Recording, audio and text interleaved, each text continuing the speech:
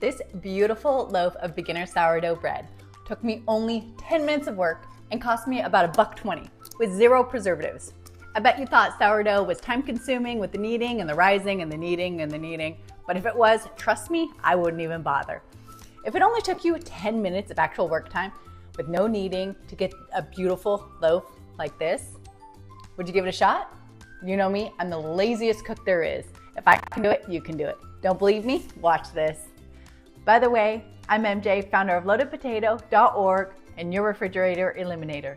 I help you hack your kitchen with quick, easy, budget-friendly meals using only shelf-stable ingredients straight from your pantry. So to bake your own beautiful loaf of sourdough, you'll need an active starter. See my other videos on getting one started, super easy. A large bowl, loaf pan, lid, parchment paper, a scale, a little bit of rice, flour, salt, water, and a shower cap. Just kidding, shower cap isn't mandatory, but it is highly, highly effective. Let me show you why. So this will only take 10 minutes of working time, but the whole process takes about 24 hours, most of which is sitting in the corner and getting ignored. I usually start my bread around lunchtime on day 1. So in your large bowl, you're going to start with 115 grams of starter. So we're gonna use our scale and pour in 115 grams of starter. Zero it out. Pour in our 115 grams.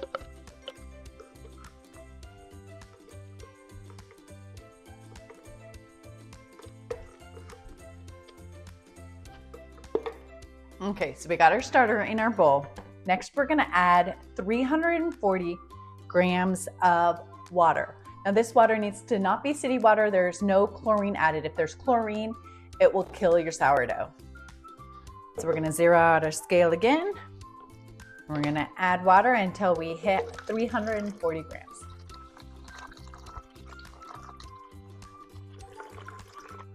Okay, we're at 340 grams. And now we're just gonna stir and mix together our starter and the water to get the starter all dissolved together. Now we're gonna zero out our scale again, and we're gonna add 20 grams of salt.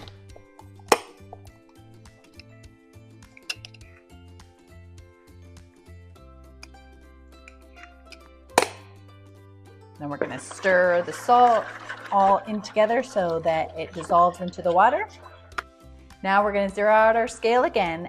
Next, we're gonna mix in 570 grams of bread flour.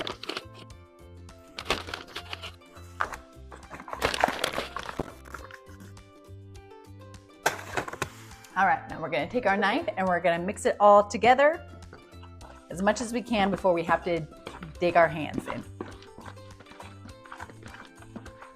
Now some people mix with a fork, and you're welcome to mix with whatever tool you find most convenient. Forks, I feel, get a lot of clumping in them, and I just like a knife because it's just so easy to scoop and stir it around without getting clumps stuck to the fork.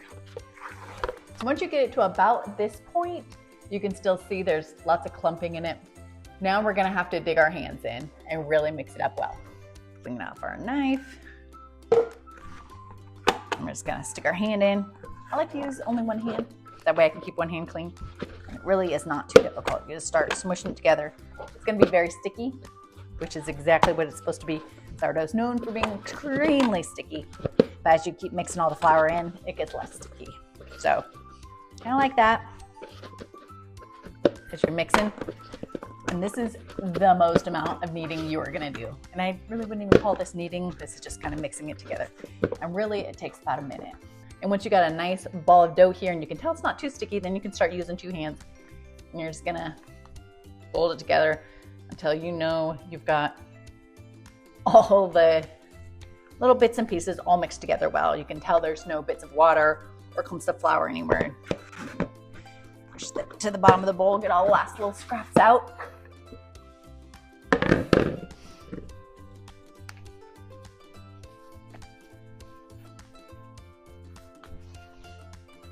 Again, this is the most kneading you're gonna do. So don't even worry. This is literally the most kneading you're gonna do until it forms into a ball. It's not gonna be pretty, it's just a ball. So now what we're gonna do is we're just gonna stick it right back in this bowl. that we mixed it in. Still got a little crusties on the side. It is perfectly fine. So we're gonna stick it right in this bowl. Now that's where the shower cap comes in. We're gonna top it with a shower cap. There's these things are 15 shower caps for $1. You cover your bread.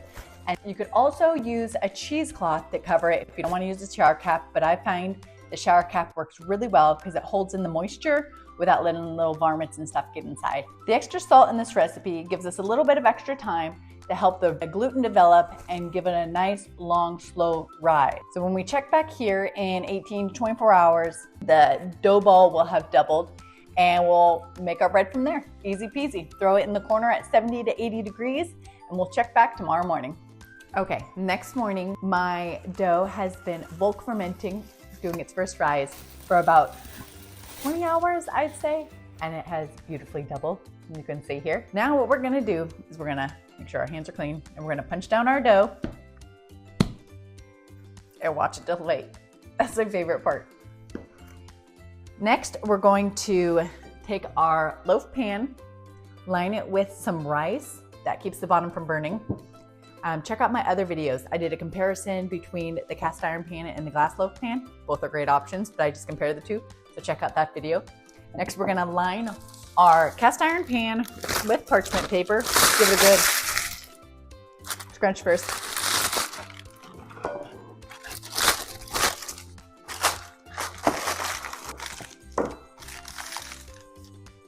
Once you got your loaf pan all lined with your parchment paper, doesn't need to be perfect, just good enough. We're gonna take our dough and pull it out of the bowl. Should smell delicious, like sourdough, obviously. Notice I have done 0 kneading. I'm gonna take this, like something like this, and it's a little sticky, and I'm so lazy. So now all we're gonna do is just plop it right into the loaf pan. No joke.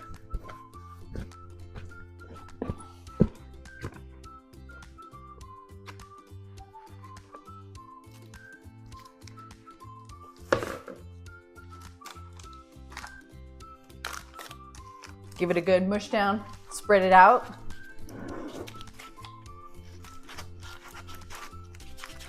Shove it all the way into those corners there. Should look something like this. Just smush right in, easy peasy.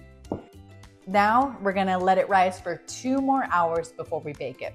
So you could either put your shower cap back on, or if you got a lid, you can put the lid on. Either way, whatever's easiest for you. If you have a proofing feature on your oven, that's where you put it in the oven and it maintains like 100-degree temperature. That is the perfect place to put it, or you can just leave it on the counter. I like to use the oven. Push my proof and start and set a timer and just stick it in the oven for 2 hours.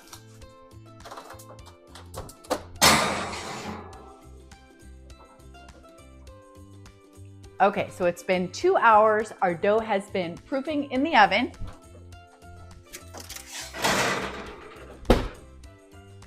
And here we are. It's got a slight rise to it. It's not risen all the way yet, and it will once we start baking it, so don't worry. So now our next step is to score it. You can do something pretty if you like. Again, I'm as lazy as can be, so I just score it as simple as possible, one down the middle. I like to oil my scorer with some Pam or some other oil, or even water will work fine as well.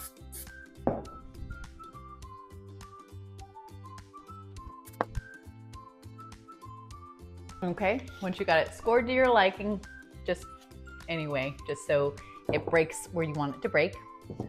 We're gonna set our oven to 425.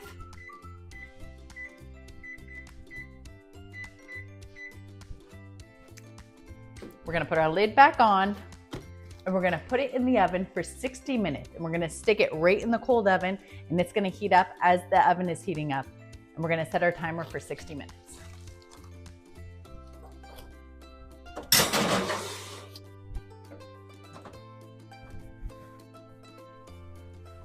All right, time is up. It's been 60 minutes baking. Let's pull her out of the oven.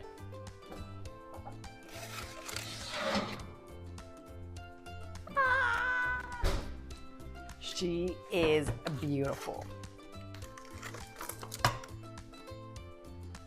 Let's see here. She rose beautifully, even though she didn't initially have that rise. Now the hardest part, we have to sit and let it cool for another hour. So I like to put my lid right back on it. That makes sure that the moisture stays inside. I like my crust nice and soft. So we're just gonna keep this lid on it, and we're gonna sit here and patiently wait for an hour. All right, we've been cooling for 60 minutes. It's still warm, but it's finally ready to cut. Oh, it smells so good. We're just gonna pull out the parchment paper, peel off the parchment paper, and look at that. Look at the bottom. The rice in the bottom of the loaf pan keeps the bottom from burning. Look at this beautiful loaf. Oh, it smells so good. So now, the moment of truth. Let's cut into it and see how beautiful it is. Just gonna cut right down the middle.